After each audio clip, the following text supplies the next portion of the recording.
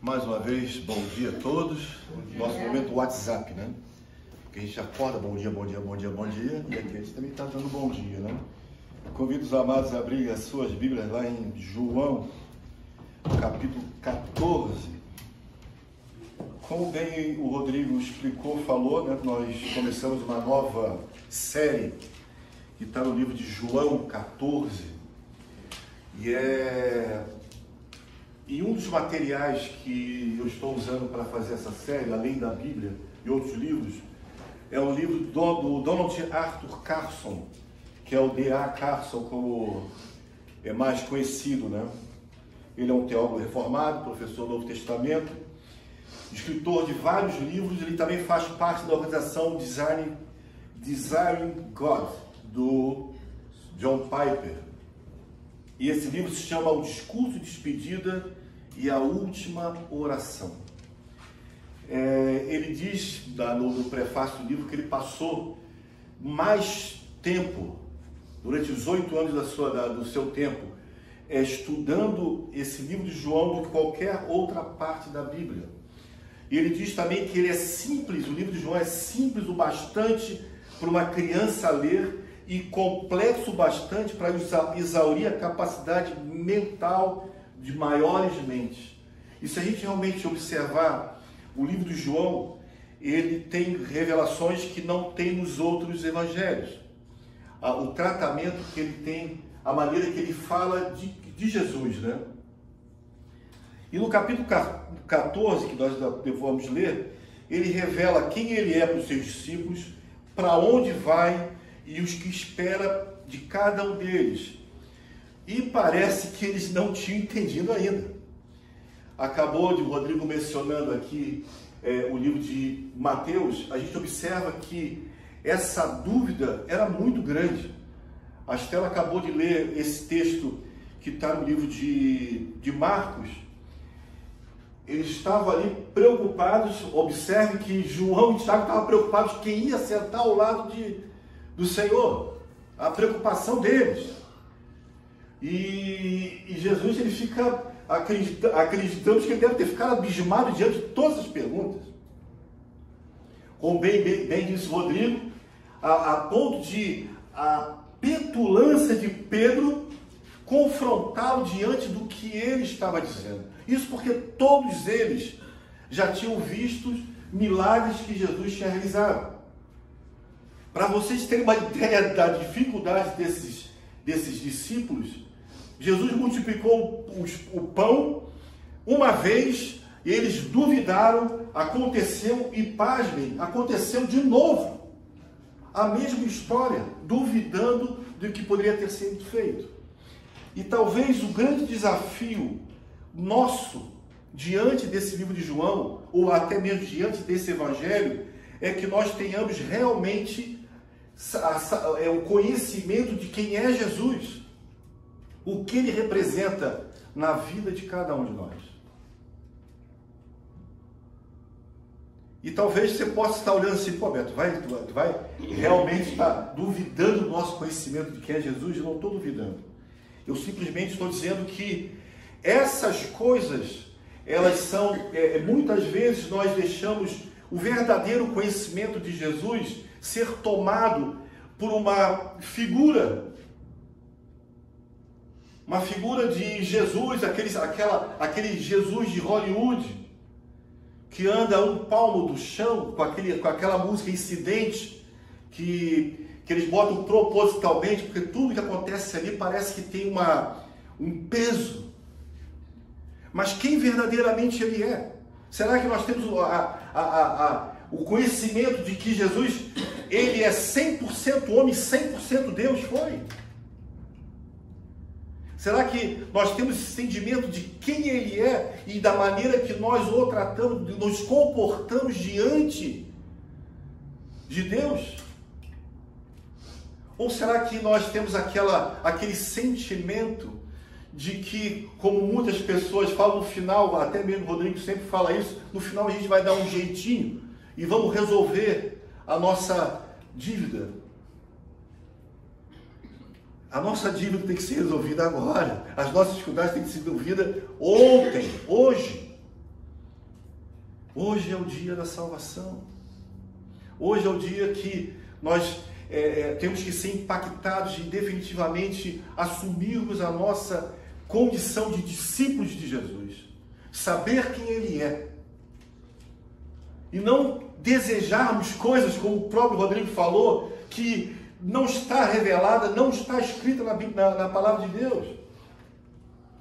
E diante disso, eu convido vocês a abrirem e que vocês prestassem bastante atenção. Eu vou ler na versão da NVI esse discurso que Jesus faz aos seus discípulos. Esse discurso ele foi feito depois que ele já tinha lavado os pés dos discípulos, que ele já tinha falado para Judas: Judas, faz o que tem que ser feito. E Judas não escutou essa mensagem. Aqui, nós vamos ver, Pedro já tinha negado ele 3 vezes. E diante disso tudo, a gente vai ver ainda o que acontece nesse discurso, que diz o seguinte: não se perturbe o coração de vocês. Creiam em Deus, creiam também em mim. Na casa do meu pai há muitos aposentos. Se não fosse assim, eu não lhe teria dito: vou preparar-lhes um lugar. E se eu for e lhes preparar o lugar, voltarei e os levarei para mim, para que vocês estejam aonde eu estiver. Vocês conhecem o caminho para onde vou. Observe agora. Disse-lhe Tomé: Senhor, não sabemos para onde vais. Como podemos saber o caminho? Jesus responde: eu sou o caminho, a verdade e a vida. Ninguém vem ao Pai a não ser por mim. Se vocês realmente me conhecessem, conheceriam também meu Pai. Já agora o conhecem e o têm visto. Pasmem, acréscimo meu. Disse Filipe: Senhor, mostra-me o Pai. Isso nos basta. Jesus respondeu: você não me conhece, Filipe? Eu não acredito que Jesus tenha sido manso nesse momento. Ele deve ter sido bem vigoroso. Eu vou tentar traduzir a maneira que ele pode ter falado. Já deu uma resposta para Tomé. E para Filipe ele pode assim: você não me conhece, Filipe? Mesmo depois de eu estar com vocês durante tanto tempo? Quem me vê, vê o Pai. Como você pode dizer: mostra-me o Pai? Você não crê que eu estou no Pai e o Pai está em mim? As palavras que eu lhes digo não são apenas minhas. Ao contrário, o Pai vive em mim e está realizando sua obra. Creia em mim quando eu digo que estou no Pai e o Pai está em mim. Ou pelo menos creiam por causa das mesmas obras. Digo-lhes a verdade: aquele que crê em mim fará coisas, também fará as obras que eu tenho realizado, fará coisas ainda maiores do que estas, porque eu estou indo para o Pai. Eu farei o que vocês pedirem em meu nome, para que o Pai seja glorificado no Filho. O que vocês pedirem em meu nome, eu farei. Vamos orar. Pai eterno, que nós possamos ter entendimento da tua palavra, Pai. Que o teu Espírito Santo possa estar nos convencendo, Senhor, possa estar trabalhando em nossas vidas, Senhor, e que nós possamos definitivamente reconhecer quem tu és, Pai. Coloque-se em nossas vidas, pedimos, Pai, em o nome do teu Filho Jesus Cristo. Amém. Amém. Amém. Deixa eu só trocar aqui isso aqui no meu... Eu vou ficar desligando, peraí.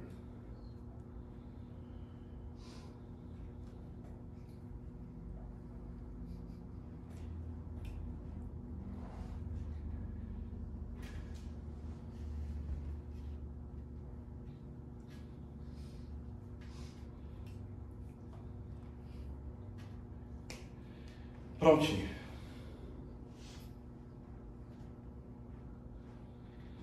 Então a ideia hoje é de nós termos essa introdução que seria os últimos momentos de Jesus em forma humana. E nós podemos dividir esses versículos em 3 partes. A primeira será a despedida imediata. A segunda vai ser a sua promessa de sua ida e vinda do Consolador. E a terceira a promessa que faremos obras maiores. Então, como nós havíamos dito, esse sermão é a continuação do que Jesus fez depois da ceia. E geralmente é dado por comentaristas que a lavagem dos pés e o sermão aconteceu no mesmo dia e que foi traído e que ele instituiu a ceia do Senhor que nós vamos participar hoje. E nós podemos observar que no capítulo 14, Jesus está preparando a sua partida iminente, o que deixa os discípulos perturbados e confusos. Como bem o Rodrigo falou, eles estavam, eles estavam esperando, na verdade, um rei que reinasse algo não espiritual, mas que ele reinasse algo físico. Eles não estavam entendendo sobre o reino de Deus. Eles estavam achando que o reino de Deus seria físico, eles seriam libertos da perseguição de Roma, e seriam independentes com o rei. Isso, na verdade, ao mesmo tempo que alguns esperavam esse reinado, isso também causou problemas com aqueles fariseus, porque eles não queriam perder o prestígio que eles tinham com Roma. Então essa foi a grande confusão, um esperando um rei físico e o outro não querendo um rei físico. Então vamos matá-lo, o que aconteceu. Então eles estavam enfrentando um momento de grande angústia emocional, pois não entenderam ainda o que significava a partir de Jesus, e que ele vai falar no capítulo 12, a partir do 23, nós não vamos ver. Mas ele diz que chegou a hora de ser glorificado o Filho do Homem. Chegou o final do ato. Chegou a hora onde ele levaria sobre ele a nossa culpa e nos redimir do pecado. Chegou a hora do plano do Senhor da salvação para todo aquele que nele crê cumprir-se. E não esperavam, e o interessante é que a gente observa que eles não esperavam que Jesus lavasse os seus pés. Isso era algo que era feito por servo, e um servo de mais baixo escalão dentro de um serviço. Eles também não esperavam que um deles ia o trair. E realmente, se nós começarmos a entender, diante da ação de alguém falar, um de vocês vai ser um traidor. E eles começam a perguntar, sou eu? E quando Jesus pergunta, quando Judas pergunta, sou eu, ele fala, é você. Imagina a situação, o clima que deve ter criado no local naquele momento. Então, observe que Pedro, eles também não esperavam que Pedro que Jesus falaria, Pedro, você vai me negar 3 vezes. Aquele Pedro que falou, que desafiou o Senhor, dizendo, não, nada disso, não bastou isso. Jesus falou que para onde ele iria, eles não poderiam ir, e Pedro afirma que daria a sua vida por ele. Mais uma vez, Pedro é desmascarado. Pedro, antes que o galo cante, você vai me trair 3 vezes. Então isso aí é o esboço da situação, daquela reunião. Judas é mandado embora, ele faz uma ação que ninguém esperava. Pedro, naquele rompante dele, ele fala essas coisas. E agora, esse é o pano de fundo que você pode imaginar, imaginando eles reunidos e esse clima. Aí Jesus ele começa falando no capítulo 14, não perturbe o coração de vocês. Não fiquem aflitos, calma. Calma. E ele fala que para onde ele estava indo, vocês podem observar, creio em mim, a casa do meu pai tem muitos aposentos. Se não fosse isso, eu não teria dito a vocês. Eu estou preparando o local para vocês estarem comigo. E aí a gente começa a observar que a dificuldade que eles tinham desse entendimento. Então, deixa eu só achar aqui um instantinho. Ele vai falar aqui, e diante desse turbilhão de emoção, ele fala que ele vai, mas que enviaria um Consolador. Então Jesus faz promessa importante sobre sua volta e o envio do Espírito Santo. Ele fala sobre preparar um lugar para eles na casa do Pai e garantir que eles não ficariam sozinhos.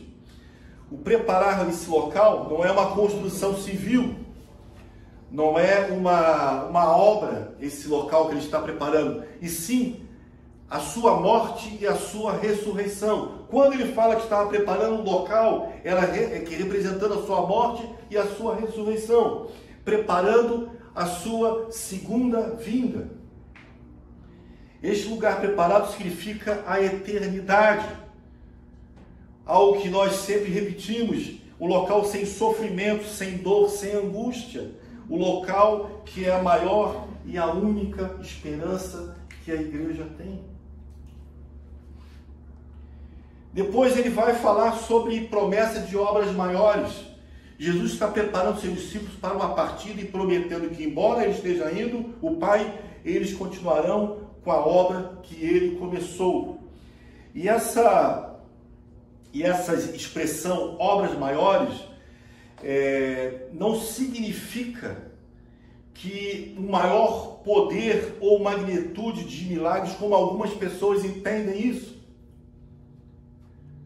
Algumas igrejas pegam isso achando que nós poderíamos realizar os mesmos milagres que Jesus fez.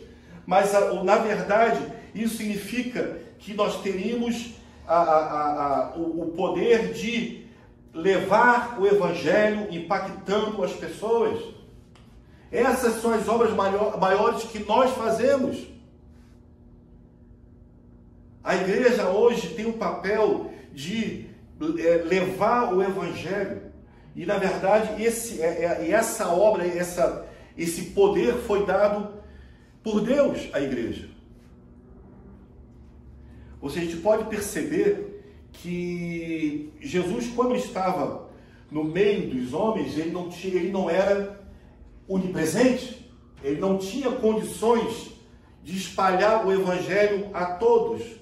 Mas observe que agora a igreja tem esse poder. A igreja tem o poder de levar o Evangelho a toda criatura, em toda a terra. Conversávamos no café aqui, inclusive algumas pessoas comentando sobre alguns milagres que nós não vemos mais em nosso meio, mas que são realizados nesses confins da terra, para que a obra do Senhor seja revelada e que eles creiam que é verdadeiro. Lembra que ele falou, pelo menos creio nas obras? Ou seja, olha a responsabilidade da igreja de fazer essas obras maiores. Não é minha responsabilidade, não é a responsabilidade do pastor, essa responsabilidade é de todos aqueles que creem. E, por incrível que pareça, muitas vezes nós ficamos presos, porque acreditamos que nós não temos a ver com isso, que nós não temos parte desse ministério. Essas promessas, elas são profundas e espirituais, e os discípulos ainda não compreendiam totalmente o que Jesus estava dizendo. Essa promessa são para aqueles que creem em Jesus. Se fosse numa igreja, eu ia falar assim, quem crê em Jesus aqui, levanta a mão. Mas não é esse sentido. Partimos do princípio que todos nós aqui cremos no Senhor Jesus. Antes Jesus, como eu falei, estava limitado geograficamente. E agora, junto ao Pai, significa que a sua presença em todos os lugares. O que vocês pedirem, eu vou dar. Não é um chequezinho em branco, não, querido. Como muitos pensam, né? O que vocês pedirem em meu nome, eu vou dar para vocês. Não é um cheque em branco. Essa promessa é dada no contexto da igreja fazendo a obra de Cristo. Tudo que vocês pedirem pelo crescimento da igreja, pela conversão de pessoas, pela propagação do Evangelho, será dado para que o Senhor seja glorificado. Esse é o papel. Quando nós fazemos parte da reunião de oração, que muitas vezes parece que uma repetição, mas não é repetição, é a igreja pedindo, Senhor, usa-nos para sermos esse instrumento de lançar essa semente. Traz intrepidez a cada um de nós. Que nós possamos ser vistos de maneira diferente. Que nós possamos refletir a Cristo. Que nós possamos chamar a atenção por isso. Eu falo para vocês, não dizendo que isso aí é uma dificuldade. Se não é sua, é minha. Muitas vezes eu tenho que perceber aonde estou, o que eu estou fazendo para que eu coloque isso em prática na minha vida. Estava vendo na internet uma socióloga que falou ontem o seguinte: ela fica extremamente chateada, não sei se vocês viram, quando ela pega um Uber e ela fala muito obrigado e ele fala obrigado, vai com Deus. Ela fica indignada quando alguém fala vai com Deus. Não sei se vocês viram essa postagem. Ou seja, acabamos de entender agora como esse evangelho ele está sendo atacado, como mesmo o Rodrigo falou, educadamente. E muitas vezes isso tem afetado a cada um de nós. Muitas vezes esse ataque tem freado a nossa intrepidez diante de proclamar o Evangelho. Quero falar para cada um de vocês e falo para mim. O Senhor deu essa autoridade que faríamos coisas maiores do que Jesus fez. E isso é proclamar o Evangelho. E detalhe, se pedirmos isso, Ele dá, Ele faz, para que o seu nome seja glorificado. Agora nós vamos passar para outro ponto, que é aquela dúvida que muitas vezes nós somos levados, que é a incapacidade de compreender. Nós também vamos dividir. Primeiro, expectativas terrenas. Os discípulos da época judeu, como bem falou o Rodrigo, tinham a expectativa messiânica terrena. Eles esperavam que o Messias estabelecesse um reino físico e visível. A ida da partida de Jesus em sua volta é uma forma espiritual. Na forma espiritual, era difícil de reconciliar as duas expectativas. Como assim? Vais embora agora? Lembra aquela passagem de Emaús?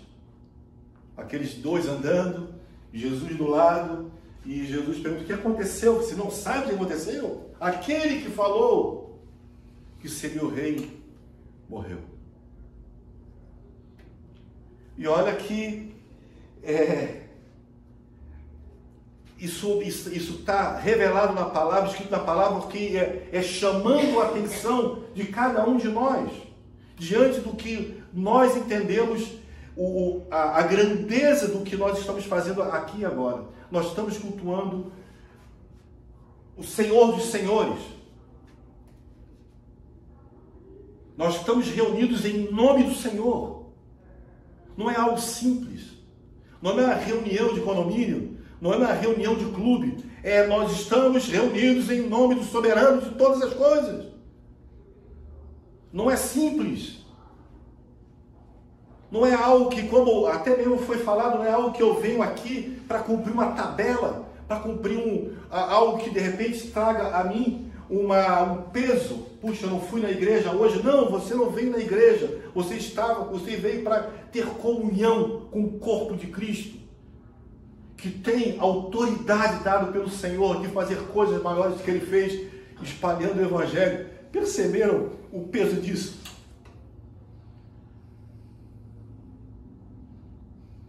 Perceberam a responsabilidade que o Senhor deu? Eu não estou aqui porque meu trabalho é voluntário. Eu estou aqui porque, na verdade, da maneira...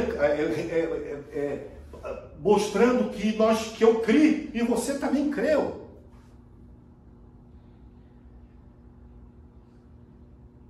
Segunda, falta de entendimento espiritual. Apesar de estarem próximos a Jesus e ouvindo os seus ensinamentos, os discípulos ainda não haviam compreendido a natureza espiritual do reino de Deus. Nós temos definitivamente entender o que significa reino de Deus. Entender qual é o reinado do Senhor. Ele realmente é seu rei. Ele realmente é a coisa mais importante da sua vida. Como o próprio Jesus falou, o primeiro mandamento: ama a Deus sobre todas as coisas. Vocês sabem o que significa todas as coisas? Todas as coisas.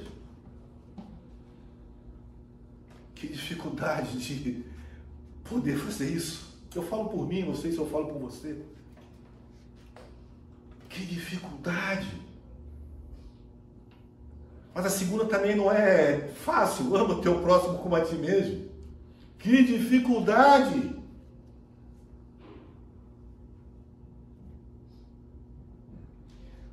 Aqueles discípulos estavam focados em coisas visíveis, imediatas, não compreendendo um plano espiritual de Jesus. Eles estavam esperando algo físico. Desculpa a maneira que eu falo, mas será que nós estamos também, às vezes, esperando um reino físico?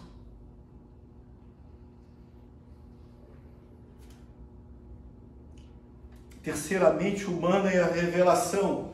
Muitas vezes a incredulidade surge de uma dificuldade de aceitarmos o que está além da nossa compreensão. Jesus estava falando de realidades espirituais e eternas que não são facilmente compreendidas apenas com o raciocínio humano.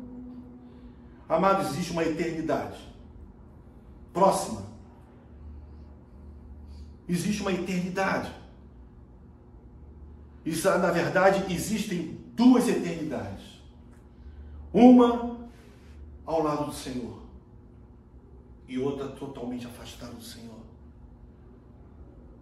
Isso são verdades que muitas vezes passam batidas pela nossa mente, porque às vezes raciocinamos, como eu falei no início, às vezes pensamos, no final eu vou dar um jeito, no final eu vou dar um jeitinho.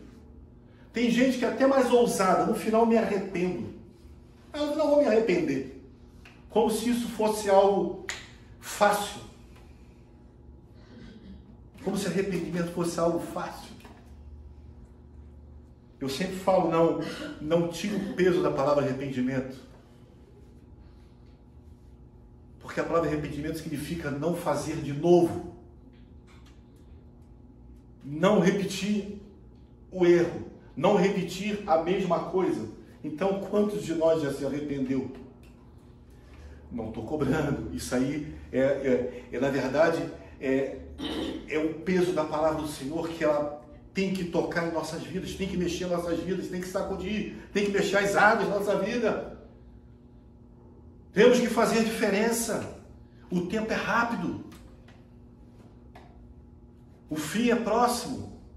Como eu não posso dizer quando será, mas existe uma promessa, nós estamos já no final.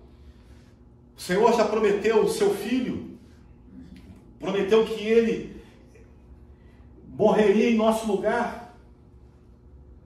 Ele morreu, ele foi, e agora ele promete, só está faltando a vinda. Só falta mais uma etapa. As outras já foram cumpridas, agora falta a volta dele. Percebe a proximidade disso? Então nós vamos ver lá as reações dos discípulos. Tomé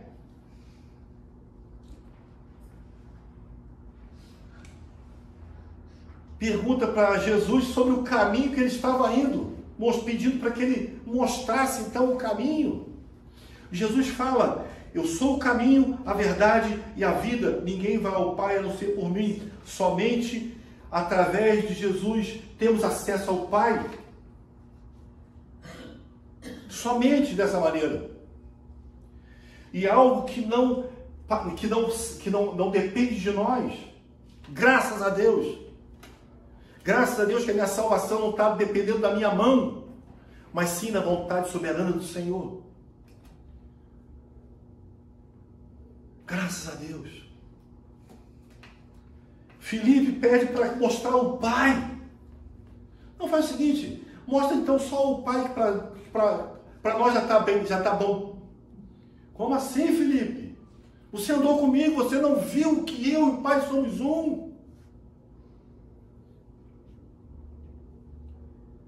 Então a incredulidade de Filipe destaca a confusão sobre a identidade divina de Jesus. Isso é algo que nós temos que aprender. Quem é Deus, quem é Jesus, quem é o Espírito Santo. E não fazer confusão dessas funções de um Deus só.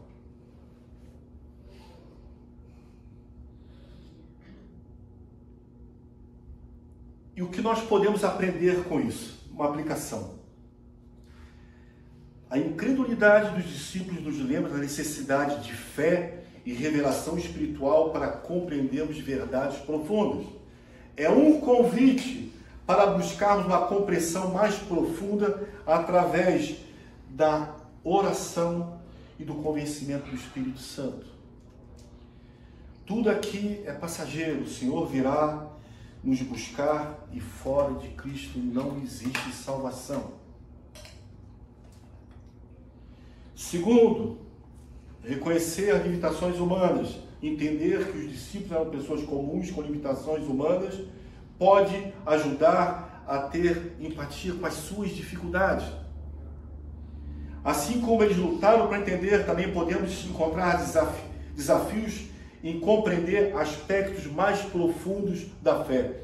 No livro do Carson, ele escreveu algo que eu quero ler para vocês. Diz o seguinte, sobre o assunto de João: mesmo depois de termos recebido repetidas vezes a garantia que Deus nos ama e deu o seu prazer soberano de abençoar o seu povo como Ele julga ser bom para nós, não voltamos ao ceticismo prático quando as circunstâncias difíceis parecem lançar dúvidas a respeito da sua bondade e do seu poder? É aquele momento onde parece que ficamos encurralados, aonde duvidamos da bondade e do poder de Deus, aonde ficamos sem chão. Isso também é a limitação que nós temos. Reconhecer isso nos leva a um outro entendimento. Reconhecer que nós não vamos poder explicar a ação de Deus em nossas vidas, não vamos ter respostas. Em certa ocasião nós tivemos o Newton, até o Rodrigo conhece, da igreja que era do meu filho, e nós fomos ter bem no início, há muito tempo atrás, quando ele foi falar sobre a eleição do Senhor nas nossas vidas. Nós éramos bem mais novos, né? E ele, quando trouxe quando chegou a questão sobre a predestinação, nós ficamos preocupados. Mas como assim? E os que não são chamados? Sabe aquela preocupação normal de quem escuta sobre que o Senhor já escolheu aqueles que serão salvos? E aquela dificuldade nossa, tá, mas e os outros? Mas será que Deus é injusto? Alguém já escutou alguém falar sobre isso? E ele, uma calma enorme de um homem sábio, ele conseguiu explicar. Mas aí ele foi para o próximo capítulo, que quem é Deus? Quem é Deus? Quem é Deus para vocês? Ele perguntava. As nossas respostas foram as piores possíveis. Porque a gente sempre tem aquela resposta formatada. É o Criador de todas as coisas. É o Criador do céu e da terra e tudo que nela há. É verdade. Mas o que Deus representa na sua vida, o que Deus representa na vida de vocês, diante de que Ele é o Todo-Poderoso, e que Ele faz aqui, como o Carlos falou, Ele dá o seu prazer soberano de abençoar o seu povo da maneira que Ele julga ser bom para nós. Como vamos entender isso?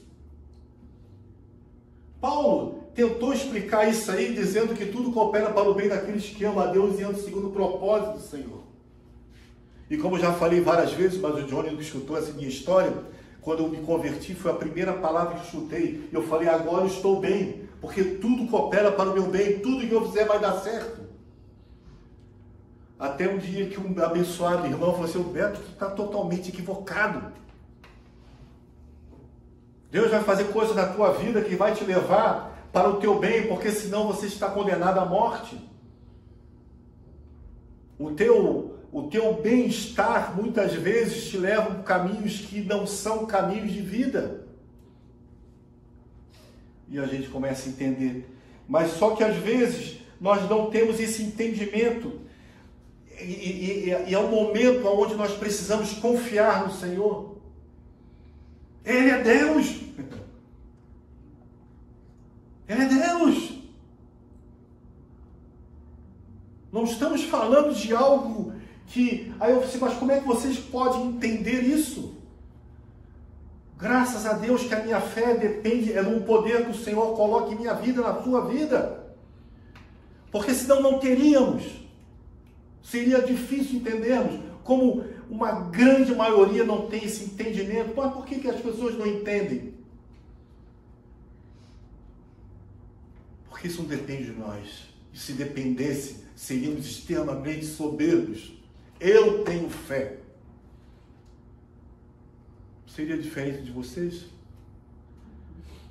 Se você soubesse que a sua fé provém de você e que ela te dá alternativas de fazer coisas maiores, não a que nós falamos mais de fazer milagres.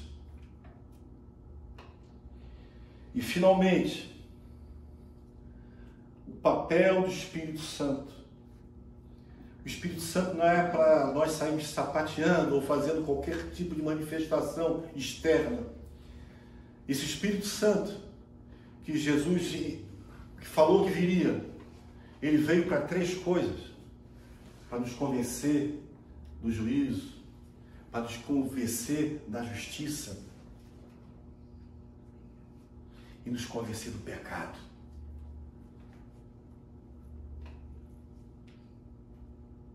Precisamos ter mais atenção na nossa busca. A presença e a atuação do Espírito Santo em nossas vidas são fundamentais para a nossa compreensão e para a nossa fé. Vou falar algo, nós não conseguimos fazer isso sozinhos, por isso nós somos igreja. Por isso não somos sós, por isso que uma igreja, esses desagrejados, começam a inventar um monte de coisas porque não são igreja. O Senhor, Ele está no meio da sua igreja. A sua palavra foi revelada para a sua igreja, não para o Beto individual, mas para o Beto coletivo. Por isso que nós nos reunimos todos os domingos. Por isso que nós estamos aqui como uma família, dependente do Senhor.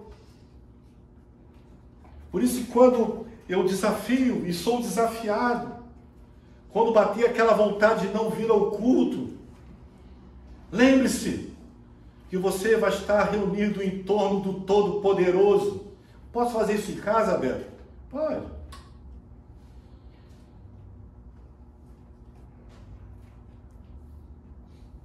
mas é na comunhão que o Senhor revela a sua vontade. Que o Senhor tenha misericórdia em nossas vidas. Perdoe-me a maneira de falar, mas é que quando a gente é impactado com algo, tanto tempo na caminhada de crente, em um livro que a gente já leu mais de 5, 6 vezes, uma passagem a gente leu mais de 10, 20 vezes, como faz diferença na nossa vida. Como às vezes percebemos que nós barateamos o Evangelho. Deixamos o Evangelho como um livrinho de aquelas que dão uma palavra de qualquer. Não, é poder, a palavra do Senhor é poder. E que nós possamos ser impactados como igreja. Nós possamos fazer diferença nessa terra. Possamos fazer diferença aonde nós estivermos. Possamos ser reconhecidos. Não porque queremos lugar privilegiado no céu. Não porque queremos algo, uma recompensa. Mas porque nós sabemos quem é o Senhor. Eu não sei como vai ser o fim. Eu não sei se no final vai se dar tudo certo. Mas nós sabemos que no final terá um fim. Lógico.